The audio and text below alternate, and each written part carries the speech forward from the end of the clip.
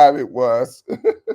We are live and welcome to Cornerstone Life Class. This is Tuesday night. Happy Tuesday, as some of you guys say. I'm here with my sidekick, Pastor Norman, Good and my evening to everyone. and my husband will be here momentarily. He always finds something to do just before we go live. Every time, every time. Every time. Never fails, never fails. What you been doing today, Pastor Norman? Handling some church business. I had a couple of meetings, and I've been busy Yeah, today. yeah. I've Yes, been busy yes. too, but I've been busy doing yard work. I didn't stay out too long because it was hot, hot, hot, Oh hot. yes, Yeah, it's like a yes. sauna out there. Let's see who's here. Let's see, my sister and my brother-in-law here. Hey y'all, how y'all doing? Hope you had a good day today. This is Tuesday, isn't it? I don't know why I feel like it's Monday. I keep feeling like it's Monday. And there's Dee Dee. Hey Dee Dee and George. Gee, I dreamed about you the other night. You and George. Sure did. Can't remember what it was about now, though. I have to put my thinking cap on. Hello, Diane West. How are you? I'm glad you're here. And then there's our super fan, Linda Langdon, is here all the way from Washington State. I'm glad you're here, Linda. Glad you are here. What's the weather like in Washington State, Linda? It is hot here in the Carolinas. Yes, it's very. It was like in the hundreds today. Ooh, and it's just really steamy, just steamy hot. It always gets humid in the South. Uh, I remember going to Florida one during the summer one time. Man, it was so hot. I stayed in the hotel. I never did go out. It's a shame.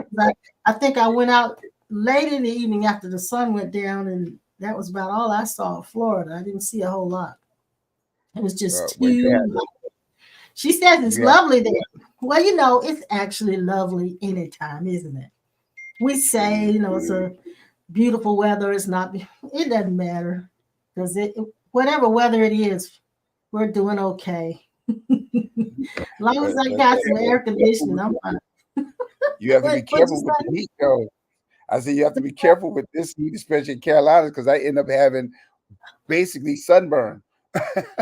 Yeah, and it's funny because my dad he was a chocolate man. He wasn't a really light man. Under his clothes, he was light, but he was a chocolate man, and he didn't believe in sunscreen. And we went to the coast for fishing once, and I was there at the time. I was brown, kind of brown, like I'm the same color as Pastor Sawyer here, who's coming in here late. He had to find his hat. I didn't find it. You found the hat. I don't know what you did with your hat. Well, anyway, we went to the coast, and he didn't. My dad didn't believe in screen or anything like that.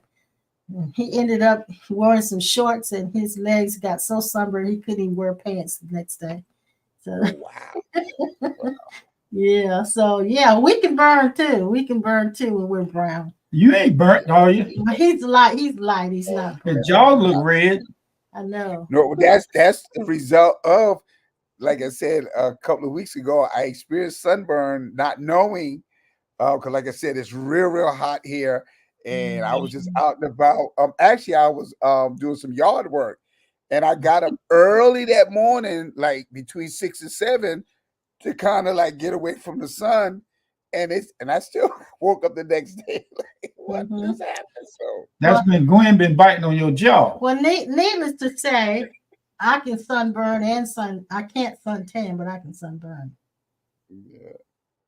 Why Oh are you wow! frowning? Why are you frowning? You ain't got no problem with none of that. I do too. I have to put I sunscreen want on to be every day. I Say want to what? be where I want to be where Linda at. She said no She humidity says here. no It's humidity. I 80 know. degrees. Oh Mhm. wow! I know. That I sounds know perfect, it's doesn't it? nice. I know. That sounds perfect. But anyway, we're not complaining. We're just glad we're in the land of the living. John Greason's in the house. Hey, John Greason. Kathy just came in. Hey, Kathy. And there's Jill back from her trip. Glad you are back. I hope you had fun. Hope you had fun. And thank you for all of the gifts too, Jill. Thank you so much. Let's see.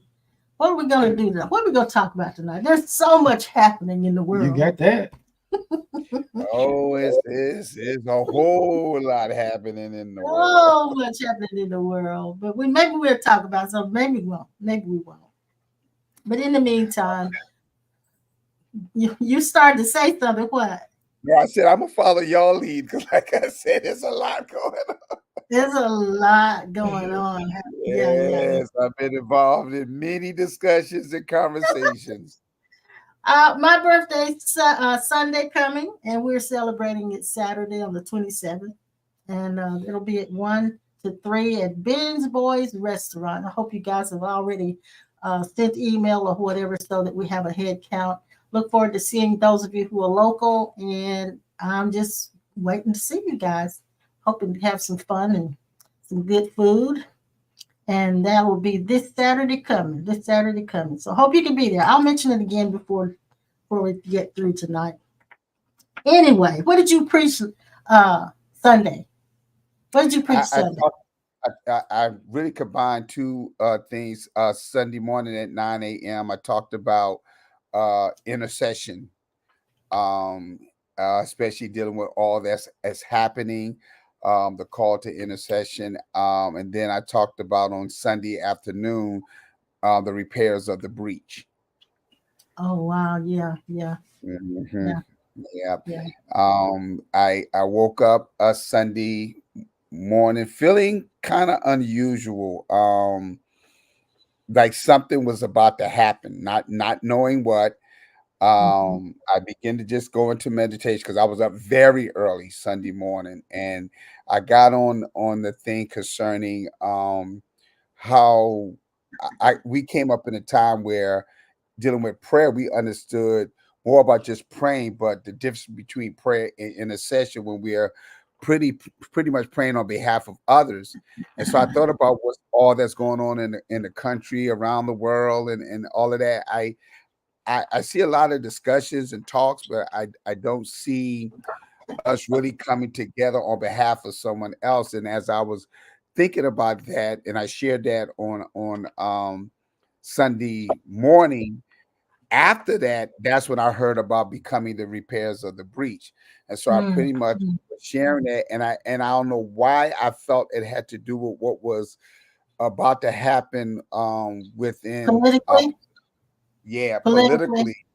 And so as I was preaching and sharing, um my wife along with some others, they hit that notification came up on their phone because I had just made a comment concerning what's going on, and yeah, we need to get ready because there's going to be a shifting and a shaking, and it Mm-hmm. showed up on the phone concerning what had happened with Joe Biden pulling out of the race, and Kamala Mm-hmm. Harris coming to the forefront, which was something that I actually um, I don't like to use the word predicted because I said it during the time of when she was having the debate with Mike Pence, and it occurred to me what was the thing that the other group was really concerned about, and I said it Mm-hmm. then to my wife, and Mm-hmm. now it has come to pass.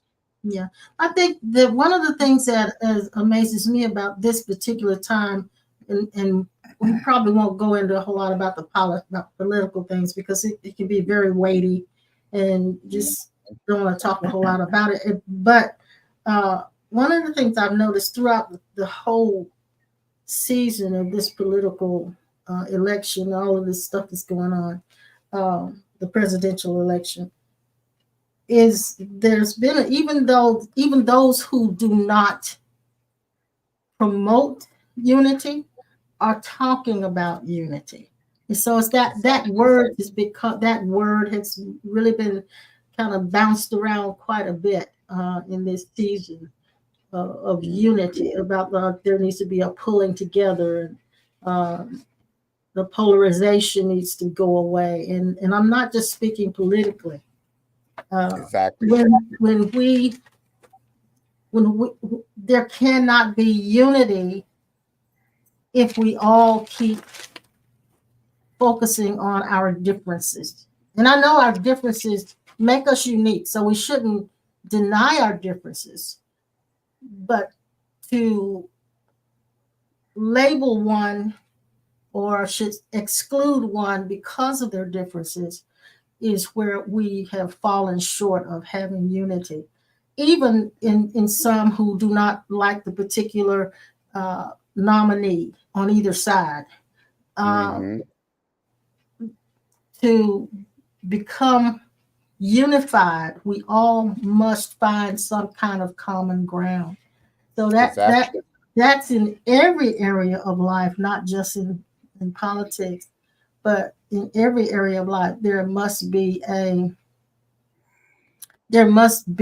common ground. One of the things that has happened in church, particularly in our circles that we've been in, like you, and the kind of church that we were familiar with having and being in, is the common ground was we all believed in Jesus Christ and we believed in the supernatural. Mm-hmm. And now the belief in the supernatural is dividing people because we believe different things about the supernatural. Mm-hmm. Uh, so our common ground is now is thinning. Is becoming very very thin thread. But the commonality should be uh, our belief in oneness, our belief in God as unconditional love, our belief in one another as being the essence of that. If we could come to that commonality, there'd be less division. So I'm really listening to the theme that's running through both parties, actually, even though some are not as actually displaying it, but it is still the theme that's running through. And so I Mm-hmm. believe it is what the Spirit of God is saying to all of us is to come to a place of commonality. Somehow Exactly. find. And And and and let that's me go. No, go ahead. Go ahead. and it's that's kind of similar to what I was getting ready to just get ready to say. That has been the challenge and the task, of course, for those of us that operate in the dimension and spheres of the prophetic. Of course, you have I'm constantly being approached because of things that I have prophesied before. It was in Mhm. 2012 in a prophetic meeting that I stood in front of the people and told them of several things that was about to happen. And one of the things that I mentioned that there will be civil war, and that was way back in 2012. And of course, we know what happened with the insurrection and so forth and so on. And so I would hear certain things, and it's kind of hard to share because they have to understand that the realm and the sphere of the prophetic goes beyond the four walls of a church. And so things that we're sharing is not so much churchy, all right. And so I was trying to explain to the people concerning what's really happening. There are parallels that are occurring within the world, within the atmosphere, and so forth. And so, when you mentioned about the commonality, that is the challenge for mankind. That's the best way I can say it, because we have to understand that we are alike in a certain dimension of ourselves, which we are referring to our true identity, the spirit or the awakened self. But then there's also we have differences. Mhm. And so the concern that I have is this. It's not that not only are we becoming less spiritual or ungodly, and I'm talking about universal, I'm talking about mankind as a whole, but the main thing that's nagging at me is we become very inhumane. And True. so I thought about what Jesus said in Matthew 24 when he said that there will be a time where men's hearts will wax cold. And that stuck with me because it's now, like you said earlier about the differences, it's like one group of people or individual want to be more superior than the other. And if you do that, we will never get to the place of coming together, reasoning together, and become unified. Yes, we are Mhm. not going to think and the saying we don't believe in, so but we could come to a place, the key word Mhm. again is common ground. We can. And so I Mhm. made a statement in church because I don't claim to be Republican, Democrat, Independent. I'm just who I am. That's just it, like that. And so again, I made this statement that I pray that the day will come where these different political parties would literally just be destroyed. And they will understand that the only way we could do any good in our country, in our nation, or around the world is that we come together and just Yeah, reason together. And they keep talking about bipartisan, but that's not even being practiced. yeah, and So you know that, and I hear you that, and I've heard so many times in the ministry, specifically when we uh, were coming along when we first started our church, and it was booming, as they say, uh, standing room only for most services. We heard a lot of prophecy saying God is giving you the city. Well, I heard it with our one of our mentors. And we often they prophesied, you know what I'm talking about. They often prophesied to him, God is giving you the city. One of the reasons, and I'm specifically talking now about uh, churches in particular in our circle, in our arenas, that one of the reasons there could not be more unity, there we could not be a coming together, is because every one of us wanted the city. exactly, We all want the city, but we wanted it in our egotistical mindset of I as an individual.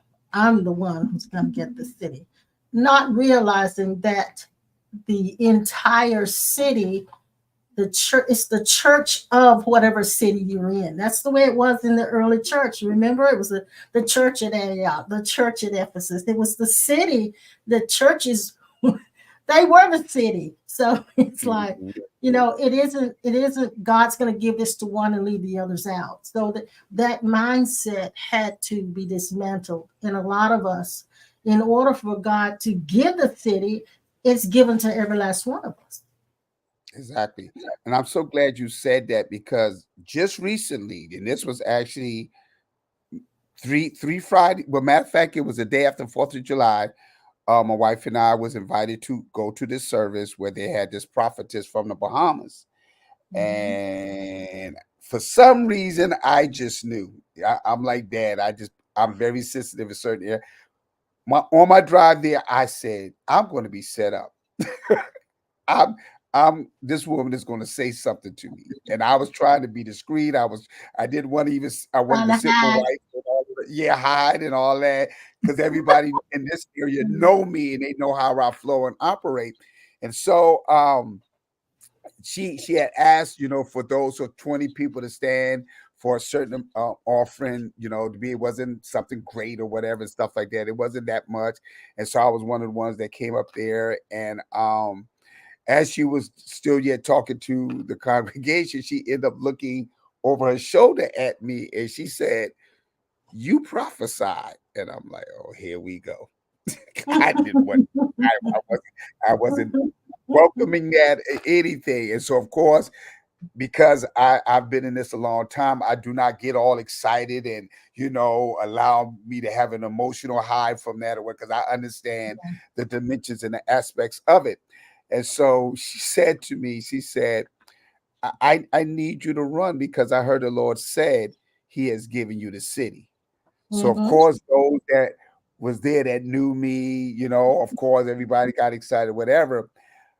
If she never said to run, I would have never run. And let me explain why. Because, like you just said, when I've heard that so many times before, like y'all as well. I've been there when prophets came into Cornerstone and said that.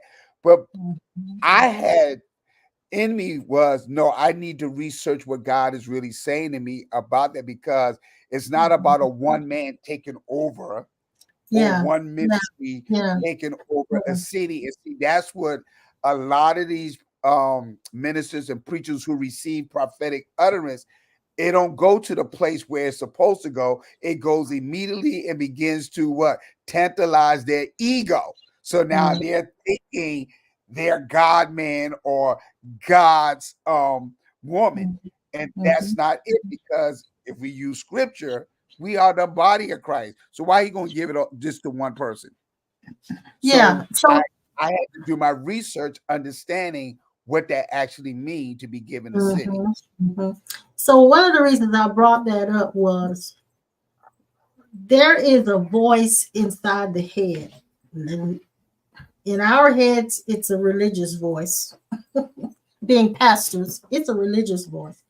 It Mhm. it it quotes scripture. It it predicts what it thinks God may be saying, and God may be saying it sometimes, but it does predict.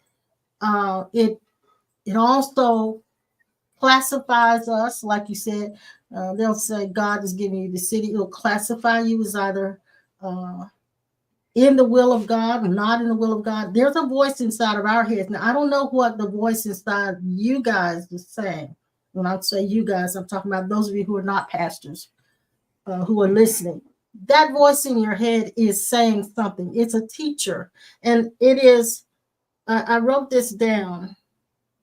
It's it's a mind that it makes up sentiments. It begins to teach, and it remembers scriptures. It remembers events. It remembers, when I say events, I mean spiritual and mystical experiences. And it will use, then the ego hijacks that information and then builds a spiritual identity out of it. So a lot of times we have said God said when God didn't say, because it will impose itself as God. And Mhm. it and we also heard this when we had the large building, when we first hit that economic crisis and we were going through trying to hold on to that building. We had all kinds of people come and say, God is going to give you you're gonna keep this building. You're gonna, God is gonna let you have this building and all of this stuff. And none of that ever happened. But Exactly. they spoke out of what they desired for us. I can say that. And what they believed they could speak into existence. So the voice in the head, for those of us who have been in the ministry, it will imitate God. Mhm. It will imitate God. And for those of us who have not been in the ministry, it will dictate what should and should not be said in sessions like this, based on what it wants to hear. Mhm. If it doesn't hear what it wants to hear, it will label the session as not relevant, not it does. And so it those that's the voice in the head. And to become more aware of the voice in the head and what it's saying, requires that you do what we were talking about this morning. I heard one of the sages, he's got an exercise that people do now. It's new to him, but it's not too new to us. He's Mhm. having people sit for 30 minutes without doing anything, just monitoring or observing what the mind is saying. And Mhm. and he's saying that you don't allow yourself to go to sleep. You literally drag the mind into that setting. And we were saying this is what we did early on when we were doing our praying in the spirit sessions, going in the Uh-huh. closet, what Dad's been doing for years, going in the closet, using his prayer language, praying in tongues. We didn't believe in just speaking in tongues just for the fun of it and jabba jabba jabba. It was used as a tool. So we pulled the mind into those settings. So it has helped us to be able to observe the voice in the head. And all of us got a Mhm. voice in the head. We all got one. Mhm. Yep. And I'm glad you mentioned that, because one of the things, and I'll be starting my class back up in September, um because something you said earlier about people say, they will prophesy certain things and so forth. But what people don't understand is this, and I've noticed this, and I try to get people to be careful with it. You have to be careful when there is someone that is supposedly representing God, declaring what thus saith the Lord to you, that is very familiar with you.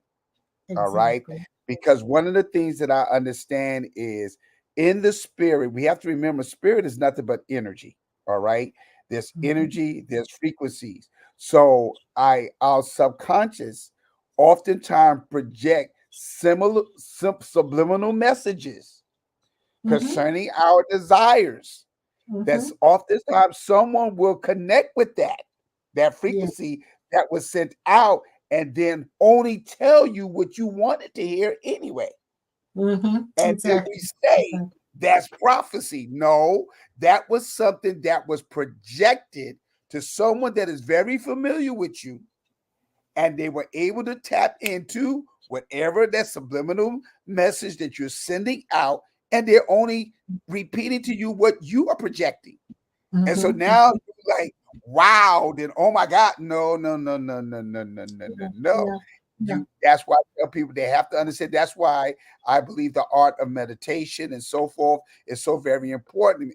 And I like to say, come to a place of stillness as if your slate is being clean and you ain't thinking about nothing. Mhm. You And just, and you just some of us want to come to that clean slate, and our minds won't shut up long enough for that to happen.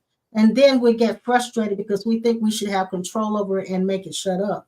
But then the more you try to make it shut up, the more it yabba yabba yabba. So there's a surrender to it. So the law of the spirit is directly contradictory to the law of the physical.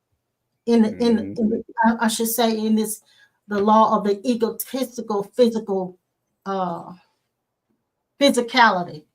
And I wrote it down. It said, to get, you must give. To possess, you must let go. To win a battle, you must surrender. yeah, To be elevated, you must deflate. I remember John said, I must decrease that he might increase. To mhm, be rid, to be rid of suffering, I have to accept what it is that I'm dealing with.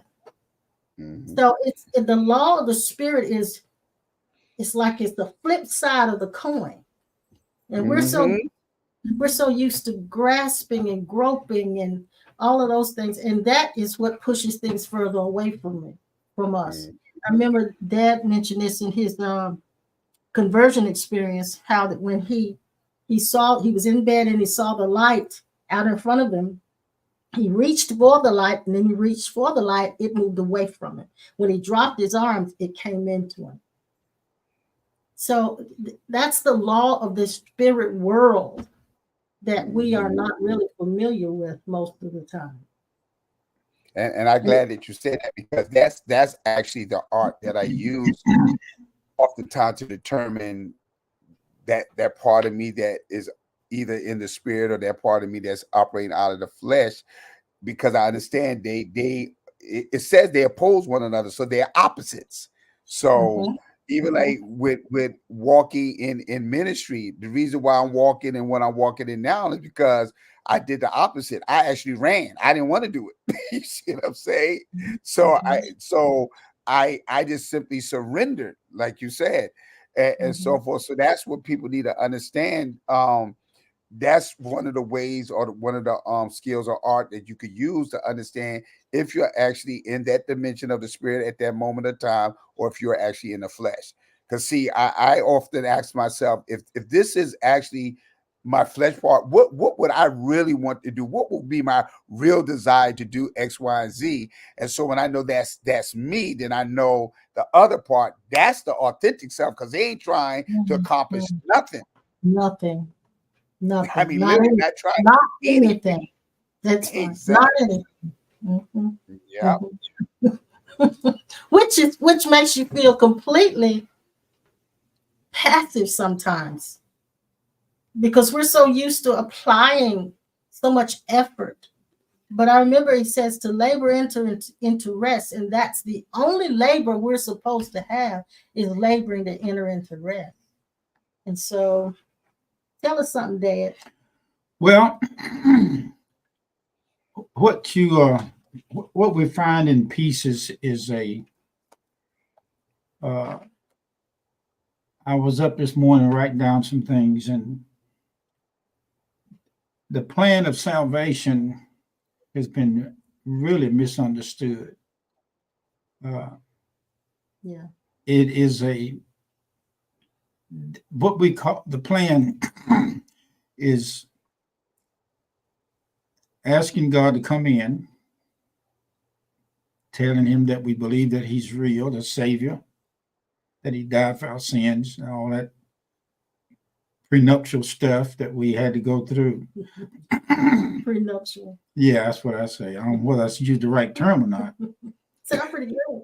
But what we don't understand, what we don't get is big, and why we don't get it is because everybody that comes into this dimension comes through a dark veil, and that dark veil is the entrance and the exit of going to sleep.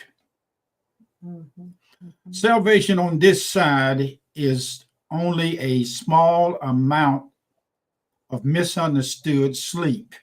Yes. Yes. Mm-hmm. I'll say it again. Salvation is a misunderstood state of sleep. Mm-hmm. And in this, I wrote down what comes with this plan of salvation is really not a plan. This is the way the mind interprets it and uses it to get us locked into the continuous sleep to keep us or the whole universe from waking up to the true identity. Now, this is the school that we come to. Yes. And all of these this stuff that we're talking about, politics and all that, sure, it is only for those who are in separation. But even those who are not in separation is finding it very difficult to have anything to say to anybody unless they will say or talk about no separation. But everybody is not going to agree with that statement of no separation because in order for you to walk in with those who are completely out of separation, you're going to have to change camps. You're going to have to change neighborhoods. You're going to have to change location. You're going to change neighborhood and get with everybody. And stay just with the ones who don't believe in separation. And then you become an icon or a separatist to yourself. Exclusiveness to yourself. Yes. Now, if you go all the way into no separation, you're not going to go but so far just by the basics, such as reading, studying, and hearing sages talk, and hear the deeper ones talk, the greatest ones that we've ever heard, who are masters, who are on the other side, that was over here teaching on the no separation self. And still left behind those who are still struggling with the separation. They're still struggling with, but how, when, and what do I do? And they get that, and they go back and they come back the same time, same play, same station, same sage, and the sage will tell them, you don't need to come back here anymore, but they don't have nowhere else to go because they done made that a pattern of the ego and a pattern of false surrender, salvation, and they still dark. The sages are like that because they have the grace, somehow or another, the indwelling of the true self has pushed them into this area, and even they don't go but so far. Now, I'm saying all this because I wrote this down. I'm saying all this because what comes with what we call the baptism of the Holy Spirit and the saving is oneness with the I am, we are eternal Christ self. No self identity is different from no no no self identity is doesn't hold its weight in this dark world of sleep, because the ego has decided that it is not going to let go of its dictatorship Just of because separation just because you you found out the information. And I wrote this down because you no longer have to look for your help to come. You know, I always say in church, my help ain't come yet. I feel my help. I feel my help I coming, feel my help and coming. and if it and my help ain't come, it might come later. That's preacher language, y'all. Yeah, it That's may not preacher come when Well, we want it, but it's always that's all on it is. time. You don't hear me. You don't hear me. That is something that the mind finds easy to say when it don't have really anything to say. Or when it really wants to know if people are with them, they really will. All I can say to this is that I am fully aware of the pitfalls and the speed bumps and the cliches, and I've said every damnable thing I can say to try to get a reaction from God. But I kept thinking, now I'm thinking like everybody else, when this thing happened, or did it happen, or did I have to have something to make me go to church? Well, so I didn't go to church because I thought maybe if you went to church, you're supposed to be ready to live right. And then when I did have it to happen, went to church, wasn't nobody doing nothing. I mean, no more than what I did and what I preached. I missed that, but I asked the question, what is that about me that misses that? It's not the Christ that missed that. It's not the eternal self that missed that. It is part of, let me say it as profoundly as I can, or simple. It is part of it's not a trick. It is part of a gang. It's a group. It's like gang street talk.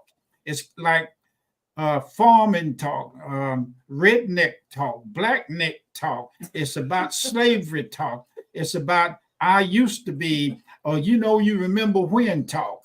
It's about the talk of I got hair and I had it when I was young, but I lost it. I always say it like this: started, fought it, fumbled it, failed, thought I had it, but I let it get away.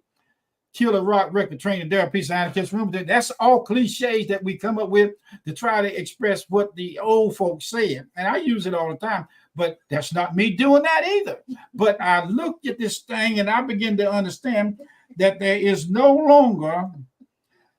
really, when you take the whole package, when this package fully emerges itself, there is no more looking for your help to come. Yeah. And there are some people, if you don't say that, there are some places, if you don't say that, you ain't saved, you don't know Jesus, you done backslid sideways, done had a flat tire, you done sat on a log and broke the log, and you ain't no more good. And the thing that keeps bothering the mind, through the mind, is judgment. The judgment is, if they told me when I went to church first with her the first time, you don't get it all the way, you ain't got it. And to have it all the way, I got to do what everybody else in the church is doing.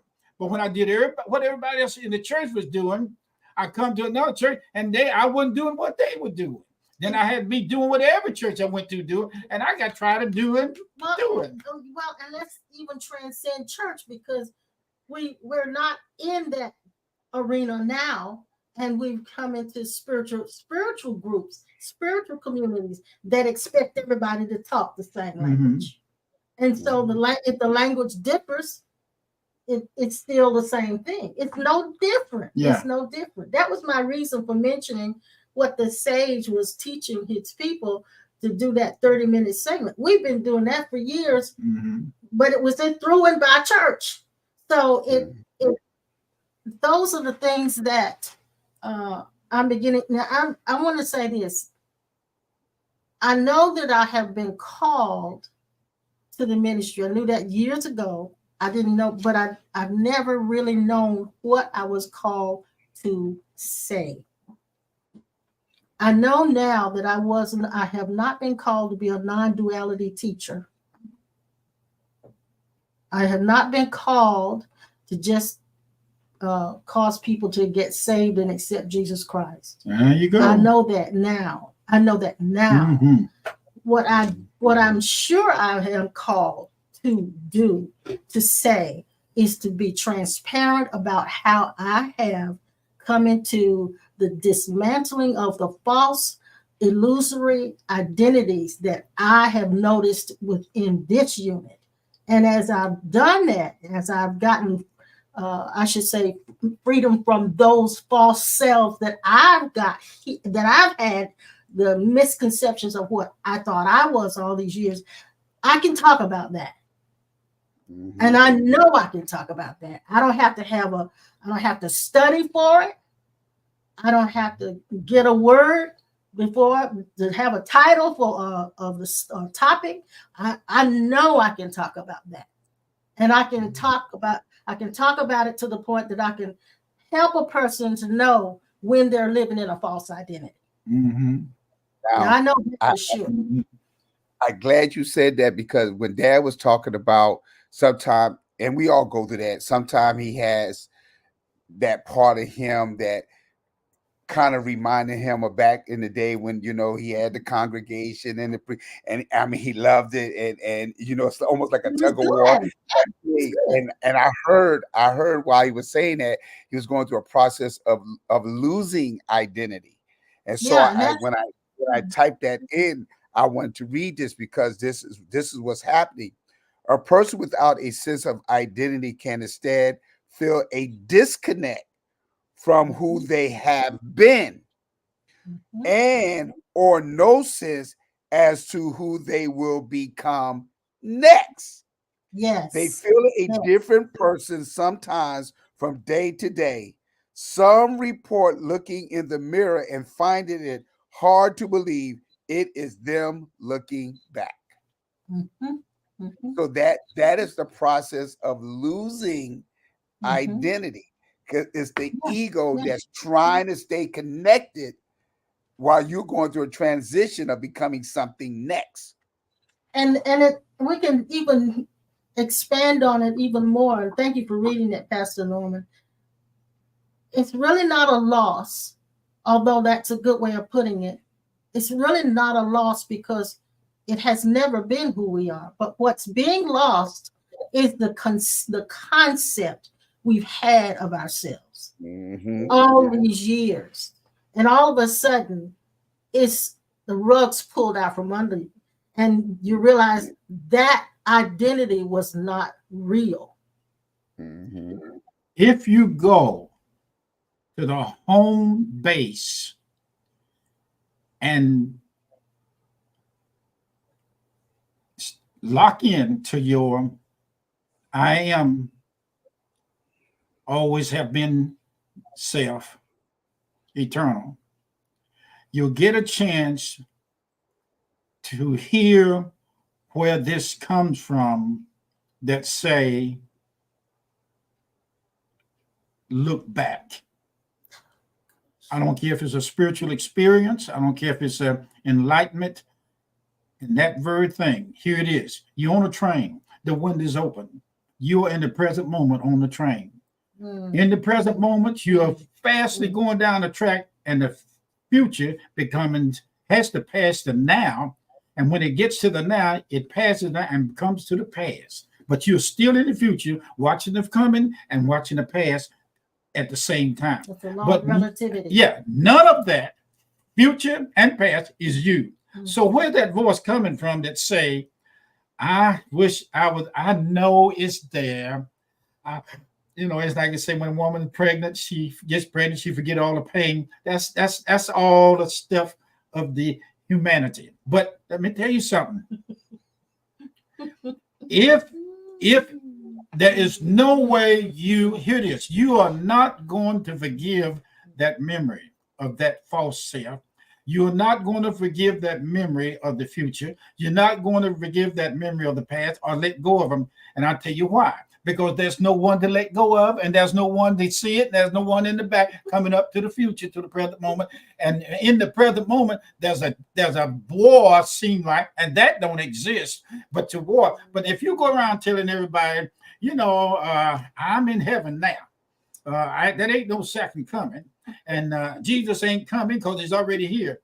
You're gonna be nailed to the cross again when you don't have to be nailed to it anymore, because one time should have been enough.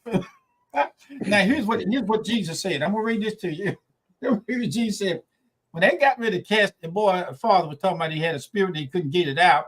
Over in the book, it said, and I don't need to tell you the chapter and all that. The book said this. Jesus said the disciples couldn't get the job done. Now you're gonna find out that there's no job to be done, because the present moment there's nothing to be done. Okay, let's go on. Okay, he said that in order to get what you looking for, what the Father asked for, he said this kind cometh forth by nothing but by prayer and fasting. We've been teaching everybody that if you fast 40 days and 40 nights, you'll get the power of God. Up your nose with a rubber hose, find you 25 to 50 golf balls and a long water hose and suck every last one of them through there, because you ain't gonna get nothing but a choked up emotional self that's gonna keep dragging you through deception and a crooked road that make you feel, if I could fast 40 days. We had them in the church fast 40 days. They were humble and pretty, but soon as the fast over, they ate the hell out of everything in the house and they got mad again. I don't know. I had a different experience with them. Okay. We had a bunch of them that did go through 40 days and fasted, and they did a lot of praying in the spirit, meditation, all of this stuff, but they never were able to transcend their egos. Never were able to transcend the false identity that was doing all of the fasting, that was doing all of the praying, and giving itself pats on the back for doing it. Now, can I finish? But see, what the reason why, and I had to explain that to a lot of people, because that does happen. I see a lot of people going through that. I mean, I do it, but I've come to realize that oftentimes we're fasting and praying with the wrong intentions, and a lot of their fasting and praying, they don't realize what they're doing. They're actually feeding and reinforcing the ego, because now the ego want to come out of this fast as if it accomplished this great thing, it becomes super spiritual or whatever. And like Dad said, they go right back to the same old stuff they were doing before, being mean as a rattlesnake and everything, because that's not the purpose of fasting. And so I believe we have a misconcept and misrevelation and insight concerning fat. In all actuality, I see fasting as killing or crucifying something, and that's the false identity. Yeah. So now Jesus did not fast and pray for power. He came out in power. He came out in power, but he did not fast and pray for power. I'm going to use him as an example because that's our example. That's good. He was driven into the wilderness to be tested of his identity. Exactly. So he came out in power because he came out knowing who he was. Yes. But many of us have gone into those what I call consecrations to get power, or to rid ourselves of something that we looked at when we went through an introspection, went up in the attic with a flashlight and saw something we didn't like about ourselves. We tried to get rid of it. So Jesus did not go into the wilderness for that purpose. In fact, he didn't even go into the wilderness in his own self-effort and will. He was driven there. There was an urge that pushed him into that place of finding his true identity. And then he came out in power because he knew who he was. Let me tell you something. And I preach that all the time. One of the things that people don't understand is this.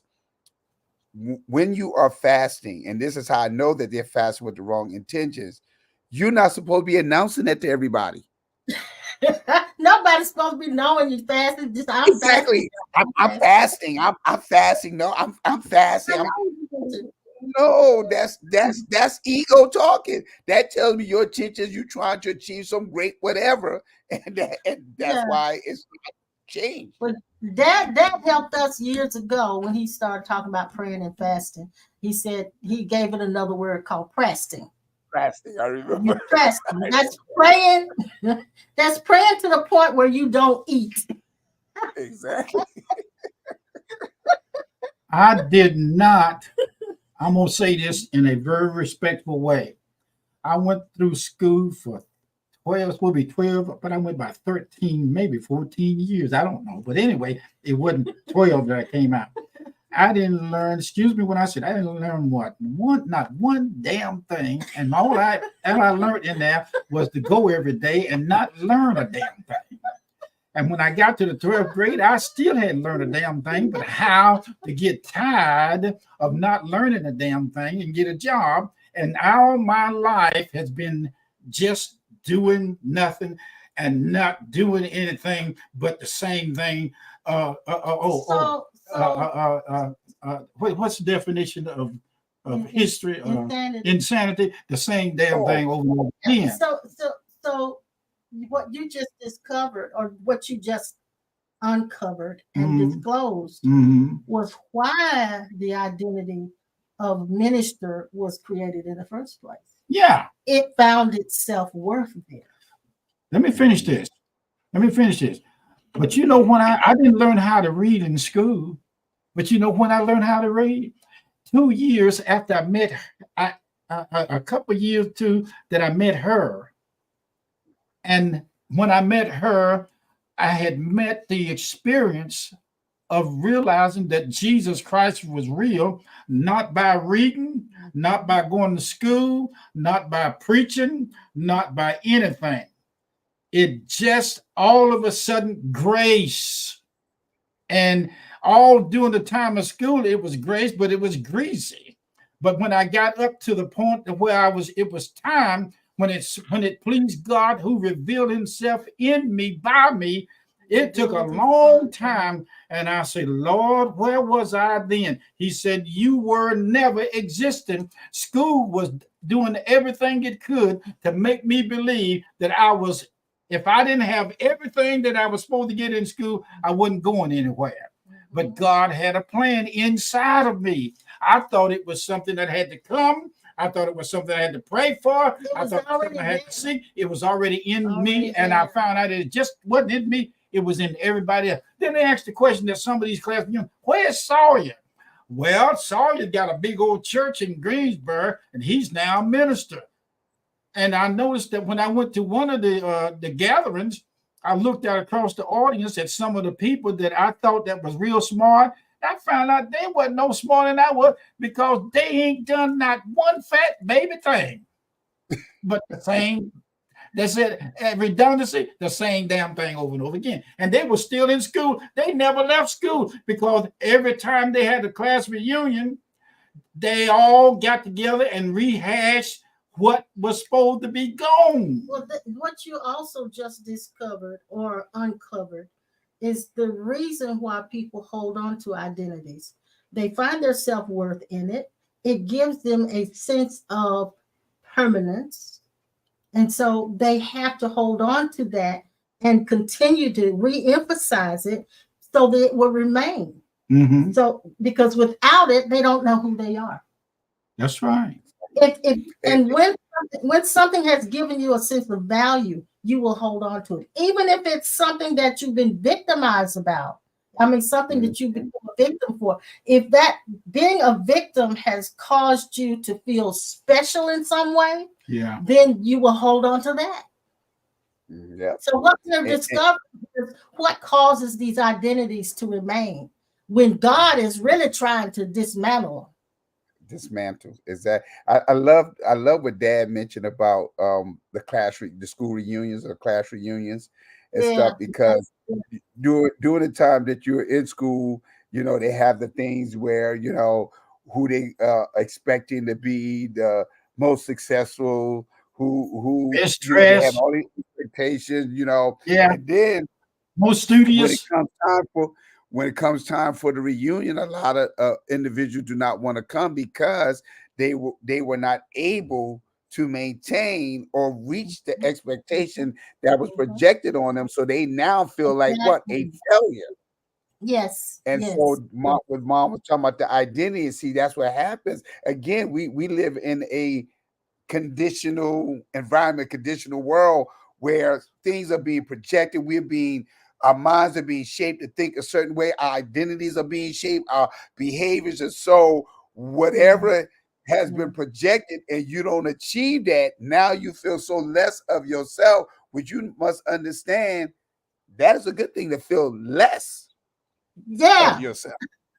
That's a good thing. Yeah, I wanted to mention what Linda said because we didn't address it, and I didn't want her to think we just passed over it. But she said she wondered if fasting was just doing with food, going without food. Could Mm-mm. it be fasting Mm-mm. had something to do stilling the mind instead? There are all kinds of Yeah, fasts, it's all all kinds of kinds of things, fasts. all Yeah, kinds of yeah, ways. all kinds of fasts. But one of the things I wanted to mention too is, and the conversation that you and Dad are having right now about those identities is just recently there was an identity that was dismantled, grace dismantled for me.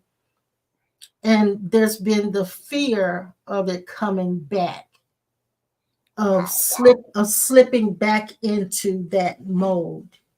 And I felt the mind trying to slip it back, but I'm more aware of it now. So because I'm aware, it hasn't it hasn't become full blown. So I'm aware that it's knocking at the door. It's knocking at the door. So when an Mm. identity is dismantled, you'll have a season of just absolute bliss and peace. Like, oh man, I'm free from that. And then all of a sudden, here comes this shadow of this thing creeping back up. Like, okay, you're gonna slip back into that mindset. You're gonna slip back into that way of doing things. And there's been this fear, but I realize now that in the midst of that, there's been a very alert awareness of it. So now that the light has been thrown on it, I see it for what it is.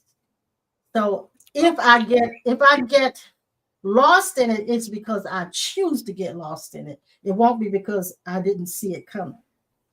Now let me ask you a question because you just helped me with something. You helped me pinpoint something that I'm being challenged with. Um, what is the manifested emotion that you experience when you get lost in it? A sense of uh let me really see if I can say it. I can feel it. I can remember what it feels like. It's Mhm. a knot in the pit of my stomach. That's the way it feels. Like it's a knot in the pit of my stomach. It's like uh something bad is just about to happen, and I've got to stop it. Exactly. Yeah. And I asked for a reason because I noticed that because it's like out of nowhere, and I actually had the experience today. Just emotionally high all day long, feeling good, feeling great, don't have no, and then something going back to that part of me that did not want to disconnect from my old identity. I saw it coming, and Okay. it was bringing memories from that time of. And Mm-hmm. let me be real with y'all. The time of Yeah. being what we would call successful in ministry. Mm-hmm. Mm-hmm. Mm-hmm. And I don't, in all honesty, I don't have no desire to go back to that because I know there's a whole new norm. All right. That's the part of me to But when do. I came back and I started feeling down, Okay. frustrated. Yeah, yep, yep, Where yep, did yep, this come from? yep, yep. I've been like that since since it's been shut down. Yeah. I like what Brenda Naden is. Hey, Brenda, I'm glad you're with us tonight. She said, we choose the prison or love's playground. That's right. Wow, I love that. I like that too. I That's love very well said, because that's pretty much what it feels like. I can slip back into that habitual mode because it's familiar. it. Yes, It's very yes. familiar. And so we tend to slip back into what's familiar, even if it's not comfortable. We'll slip back into what's familiar. And so, but then when I start to feel that discomfort, I've come to having experienced the freedom from it. I don't like that anymore. Now I'm I gonna don't say like this, it. and I know Dad may take it and run with it, but there was something he said years ago when I had y'all here, and he made this statement that, whoo, boy, my people who was like, some of them were feeling kind of a certain way. Like, Some did kind he of way. just really just say that? Some kind of way. And I'm not going to say the word that he said, but I understood clearly what he was saying. And he made a statement about all of us being, we are all recovering, and you know the rest. Oh, Bees. Yes. oh, that ain't no bad Well, word. you don't have to say it tonight. I You don't have to say I it got tonight. I know it's in the dictionary, but I ain't gonna say. but Well, that's what they but used to call dogs. Yes, it's what they call yeah, female and dogs. I know Yeah, that. But yeah, but I yeah. understood fully What what he he was was saying. saying. Yeah. Yeah, yeah. Literally, it It made was all the true. sense in the world. And so that's what I'm saying with so many people that are having these battles Mhm. and these incidents that's happening again, they, because they have not been enlightened, they don't understand that it's Mhm. a thing that's Mhm. going on with identities, It not is. Yes. just one but Yes. many Yes. identities. Yes. And Yes. so Yeah. Yeah. people that would be considered schizophrenic or having multiple personality disorders, they got stuck That's, that's right. dealing with all these Dad identities that wants they to say didn't. it so bad. I can feel you want to say Oh, it. hey, Ma, I know you want to say it too. Well, I see his face to turn three shades Raise your redder. hand. Raise your hand. no. I could see, but it I ain't. know you could. You know, and I, he would just and, and for and even just with that, rub all over I you wish, anyway. I wish, I wish, and I ain't talking about church, and I want people to understand church because oftentimes we allow ourselves to be offended by stuff that's really not truly offensive. It's all because you've been conditioned to think a certain way and you're used to a certain behavior, whatever. It goes back with what we started about earlier, Mom. You mentioned about us being all different Mhm. and stuff like I'm that and so forth. Yeah. I'm Yeah, looking yeah, forward to being so light that yes. I can go to the store and get me one of them double yolk eggs and sit on that joker and hatch it. They That's ain't gonna right. happen. They ain't gonna happen. Not in this lifetime. That ain't gonna never happen. I want to be so light I can eat a marshmallow and float away. Oh, There you I, go. I mean, I told somebody I want to be so light I pass gas, have to hold on for something to keep from blowing away. All right. Let's know. We can go into that a little bit. Look, Linda says the ego to me seems to fight to survive That's when it. it knows That's the it. rug is pulled out from That's underneath right. it, And and that's it's the fight. very seductive. Yes, That's the fight. yes, it's very seductive. But you know, what I've kind of done, I don't know if this works for everybody else, but I cannot demonize what I know is the ego. Mm-hmm. Because if I Exactly. demonize it, then I'm in a Mm-hmm. war with it. Yep. So I have to treat it as if it's a wounded child. That's right.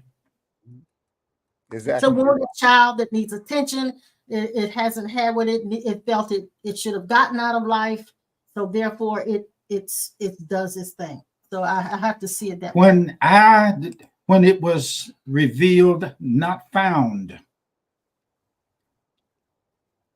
that we have always, and you, I can say this. I don't want everybody else to say it because they heard somebody say it. Oh, We have never, yeah. ever been without God. Ever. Yeah. I Not love ever it. been. I love what There's- Sister Chris said, how she Mhm. put it into words. Oh, thank you, Sister Chris. Mama Chris, thank you so much. She says, awareness has caused it to be displaced. It doesn't fit anymore. So it keeps trying. Each time I resist and go into the mode and mood of thankfulness for being able to recognize and resist. Yeah. That's beautiful. Now, Beautiful. let me give you the clue to this thing. That's beautiful. When it said, and Paul made the statement, I was by the law, I was dead. When somewhere then he said, by the law, I was dead, but by through the Spirit, I was made life. I'll find it. I know. But then it said this. Yeah, here's what I'm saying.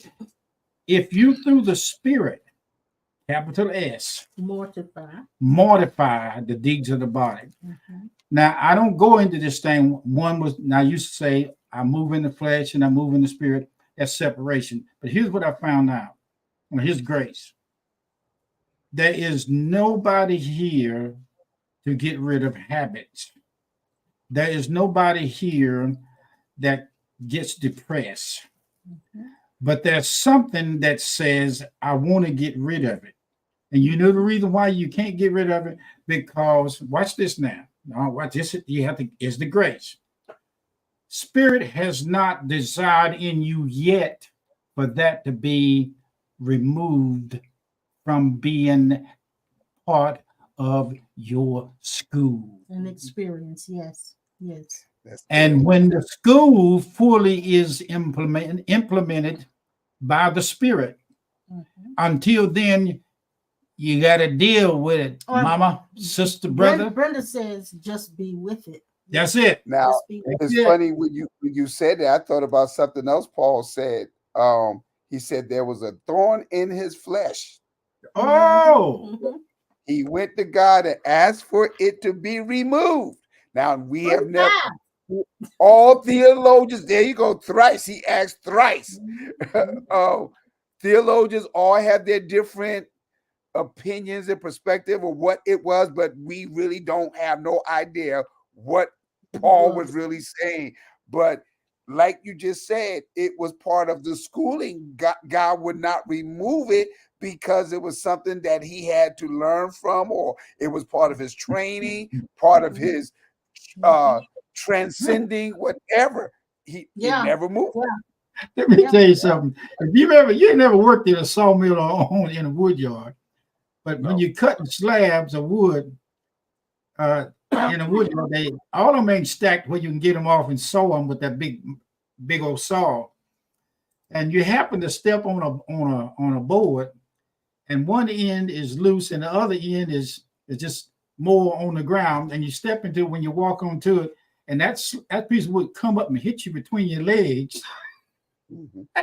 That thing will flap you on your dysentery system under there.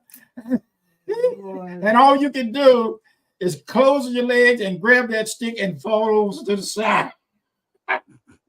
Hey, if that don't wake you up, if that don't wake you up, now, how did we get that picture out of the thorn in the side? How did you get that picture?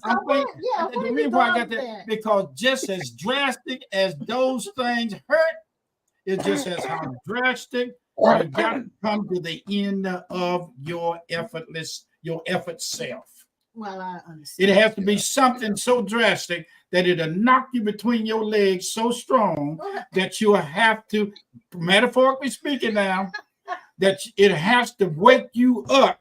I'll never do that again. Yeah. That's it. Now I'll never do that again. He said metaphorically speaking. If you ever have a nail and hit it with a hammer and miss and hit your finger, you'll learn something then. I cut my hand on a table saw, my thumb arm was off. I knew then to have respect for it. That's my point. Okay, we got your point. Oh my gosh. Yes. John, I don't know how we got off. I That don't board, know how we got through, but anyway. that board is a John, lesson. John said this. Paul must have been a smoker too. Yeah. Because John evidently has been trying to get rid of that. And Yeah. he's never been able to do it. Boy, y'all are funny. Thank you, John. We need to hit the like button before this deteriorates any further. You ever been hit upside the head with a golf ball? No. Well, and you ain't never Have had. you? Yes, Well, no. then tell us about it. 'Cause you obviously want It to. woke me up to pay my attention to what's going on around me. When you get out in a field with a golf ball and a golf club, you don't get in the wrong place. I'm telling you this because some people won't learn until something strong enough hits you. I tell people, they say, when you get in the, you go to the jailhouse and the police pick you up, they put you in an elevator and you've been heard all your life. All your life, you've been heard that when the policemen get you in the elevator, they're going to whoop your butt. So I went in the elevator and I asked the police personally in the elevator, are y'all going to whoop my butt? They said no. Well, I'm bringing it up because I'm telling you, I had to learn the pain way. And it didn't have to be like that, but that was my choosing. So you said you had all these hard lessons. You learned everything the hard way. I'll say I did. I'm gonna say again. Just give me one night, and I'm gonna set up a show for you for stand up, and you gonna make. John said he's been hit with a baseball. Now Nah. I know what's wrong with y'all. I can testify to that part. No, I can. This conversation going off the rails. Brenda Nader says, "Ouch." Guys, we got the silly willies. Now we're gonna have the. You been hit upside the head with a hammer? Yes. No, not upside. This is what we call laughter spirit. She been hit on top of the head. I'm not telling you anything. She been hitting at the top of the head with a hammer. Because you use it against me all the time. Just throw me under the bus. Yeah. My knot is still there. Hers flat right there. There's a hole right there. There's a hole there. I can feel it right there now. It's still in there. That hammer punked her good. There is a hole on my head, but not in my head. There's a hole in her head. And I can look down through it and see all the tickers going. As Brenda said, ouch. Boy, Dad. Y'all are... laughter is medicine to the soul. Look, I did not mean to leave our giving thing up here all the whole time we were talking, but it's okay. Mr. Chester, give me a call after the phone. Mr. Chester's not even on here. He was on there. I didn't see him. Yes, he was on there. He was. You sure? Mm-hmm. I didn't see Mr. Chester. On down to the beginning. I'm looking. Mm-hmm. I'm looking. I don't see it. You just passed. Where? Right there. Oh, he is there, isn't he? Hey, okay. Anyway, we will see you guys on Sunday. I'm laughing. And I'm going to pull this subject up again about the full package. About things hitting you upside the head. Are you? I'm hot. That pumping on the head woke up, didn't it? That is already, I tell you. You're not. I myself can do nothing. That's right. That's right, Miss Linda. That's right. Oh my God. Just one night. That's all. Just one night. What night? Manage you just one night. Mm-hmm. Listen, all right. For those of you who are in the area, I'm having my birthday celebration on Saturday. Hope you can be with us at Ben's Boys Restaurant. We're going to do it from 1 to 3, and I hope to see you there. I'm looking forward to hugging your neck and eating some food with you and laughing and talking. So come on over and be with us. John, he's been hit beside the head, and you have too. He said, this is true Christianity. It's